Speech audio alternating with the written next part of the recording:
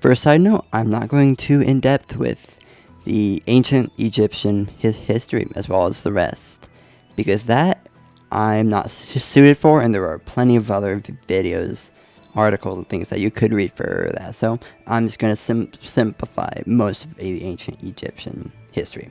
Anyways, within the long sweep of Egyptian history, certain events or epochs have been crucial to the development of society and culture. One of these was the unification of Upper and Lower Egypt sometime in the 3rd millennium BC.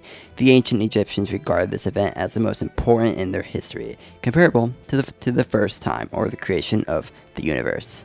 With the unification of the two lands, but a legendary, if not mythical, King Menes the Glorious Pharaonic age began. Power was centralized in the hands of the pharaoh, and thus the country became the first organized society.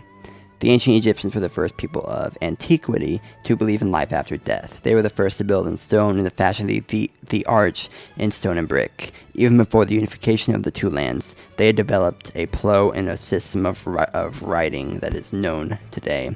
They were accomplished sailors and shipbuilders. They learned to chart the heavens in order to predict the Nile flood. Their physicians prescribed healing remedies and performed surgical operations. They sculpted in stone and decorated the walls of their tombs with naturalistic murals and vibrant colors.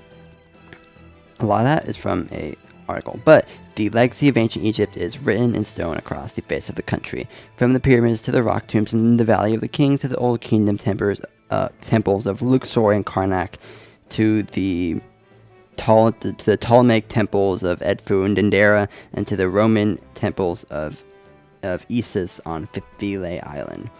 The Arab conquest of Egypt of 641 by the military commanders of the Arabian Sultanate that was back then was perhaps the next most important event in the history of Egypt, because it resulted in the Islamization and Arabization of the country, which endure to this day.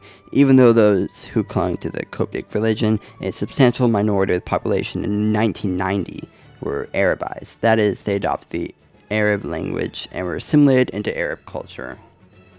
Although the country was formerly under Arab rule, beginning in the 9th century, hereditary autonomous dynasties arose that allowed local rulers to maintain a great deal of control over the country's destiny. During this period, Cairo was established as the capital of the country and became the center of religion, learning, art, and architecture, and is where the pyramids are located. In 1260, the ruler Qutuz and his forces stopped the Mongol advance across the Arab world at the Battle of Ai-Halut in Palestine. Because of this victory, Islamic civilization could continue to flourish when Baghdad, the capital of the Abbasid Caliphate, fell to the Mongols. Qutuz's successor, Baybars I, inaugurated the reign of the Mamluks, a dynasty of slave soldiers of Turkish and Caucasian origin that lasted for almost 3 centuries, and they were also very influential. But if you want to know more about the Mamluks, I would suggest watching a different video. In 1517, the country was conquered by Sultan Selim I and absorbed into the Ottoman Empire, to which most of their modern history would be at. Since the Turks were Muslims, however, and the Sultans regarded themselves as the preservers of Sunni Islam, this period saw institutional continuity, particularly in religion, education, and the religious law courts. In addition, after only a century of Ottoman rule, the Mamluk system reasserted itself, and Ottoman governors became at times virtual prisoners in the Cairo citadel, the ancient seat of the country's rulers. The modern history of Egypt is marked by Egyptian attempts to achieve political independence, first from the Ottoman Empire and then from the British. In the first half of the 19th century, Muhammad Ali, an Albanian and the Ottoman viceroy, attempted to create an Egyptian empire that extended to Syria and to remove the country from Turkish control. Ultimately, he was unsuccessful, and true independence from foreign powers would not be achieved until midway through the next century. Foreign, including British investment in Egypt, and Britain's need to maintain control over the Suez Canal that was previously built by the French, resulted in the British occupation in 1882, after the Ottoman power has been declining for centuries as a sick man of Europe. Although the country was granted nominal independence in 1922, Britain remained the real power. Genuine political independence was finally achieved between the the 1952 Revolution and the 1956 War. In 1952, the Free Officers, led by Lieutenant Colonel Gamal Abdel Nasser, took control of the government and removed King Farouk from power. In 1956, Nasser, an Egyptian president, announced the nationalization of the Suez Canal, an action that resulted in the tripartite invasion by Britain, France, and Israel. Ultimately, however, Egypt prevailed, and the last British troops were withdrawn from the country by the end of the year, largely due to the Soviet threat.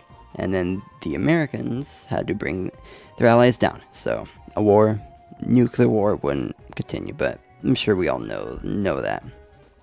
Though the last main thing I will mention about Egyptian history, because when you think of Egypt, you think of ancient Egypt, and I'm not going into ancient Egypt, so there's really not too much history to go on. It's just the Ottomans and the British. But the last thing I will mention is the Arab-Israeli conflict, which has had cost Egypt so much in lives, territory, and property, including the Sinai Peninsula. Armed conflict between Egypt and Israel ended in 1979 when the two countries signed the Camp David Accords. The accords, however, constituted a separate peace between Egypt and Israel and did not lead to a comprehensive settlement that would have satisfied Palestinian demands for a homeland or brought about peace between Israel and its Arab neighbors. Thus, Egypt remained embroiled in the conflict on the diplomatic level and continued to press for an international conference to achieve a comprehensive agreement, though Egypt did end up getting the Sinai Peninsula back, but for having to recognize Israel as a sovereign state, and this being the first Arab country to do so. And besides things like the Arab League and the African Union, that is pretty much it for the main history of the modern state of Egypt. The modern state. So I will get to some fun facts. And they are that Egypt is the only transcontinental African country by land, because technically something like Mauritius could end up being in Asia through water, or Somalia, or something like that. But the second is that the Statue of Liberty in the United States was originally intended for the Suez Canal, so it was going to be in Egypt instead of the United States, but the French decided otherwise. Third is that the famous city of Alexandria, which is the second biggest city in Egypt and might even be more famous than Cairo, which has been around for thousands of years, was named after Alexander the Great of Macedonia instead of an Egyptian, which is kind of strange that the most influential city probably in the entire African continent was named after a European. Next one is that Egypt has a city called the 6th of October, which was named after the surprise military attack in the 1973 war with Israel. And the last one, which I'm sure a lot of people do know, is that Egypt is known for the pyramids, mainly the pyramids of Giza, but Sudan actually has the most pyramids in the world.